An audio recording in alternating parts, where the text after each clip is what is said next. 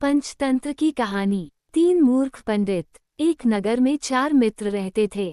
उनमें से 3 बड़े वैज्ञानिक थे, किंतु बुद्धिरहित थे। चौथा वैज्ञानिक नहीं था, किंतु बुद्धिमान था। चारों ने सोचा कि विद्या का लाभ तभी हो सकता है यदि वे विदेशों में जाकर धन संग्रह करें। इसी विचार से वे विदेश यात्रा को चल पड़े।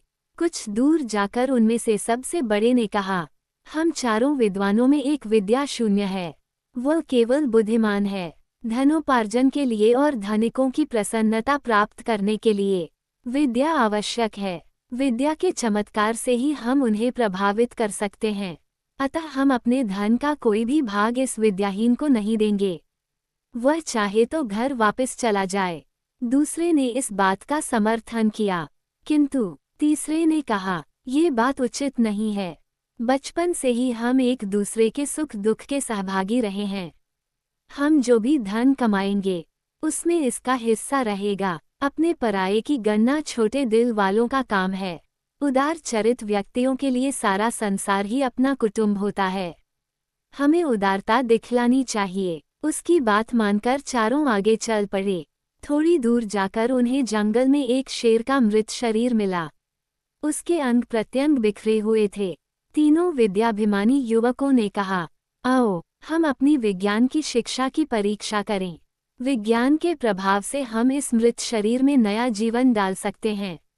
ये कहकर तीनों उसकी हड्डियां बटोरने और बिखरे हुए अंगों को मिलाने में लग गए।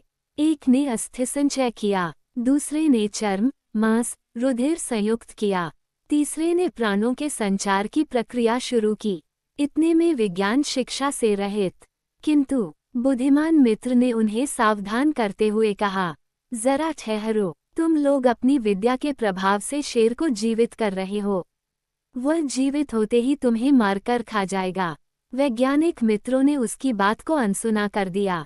तब वो बुद्धिमान बोला, यदि तुम्हें अपनी विद्या का चमत्कार दिखलाना ही है तो दिखलाओ, लेकिन एक क्षण ठहर जाओ, मैं वृक्ष पर चढ़ जाऊं। ये कहकर वह वृक्ष पर चढ़ गया। इतने में तीनों वैज्ञानिकों ने शेर को जीवित कर दिया। जीवित होते ही शेर ने तीनों पर हमला कर दिया। तीनों मारे गए। अतः शास्त्रों में कुशल होना ही पर्याप्त नहीं है। लोक व्यवहार को समझने और लोकाचार के अनुकूल काम करने की बुद्धि भी होनी चाहिए।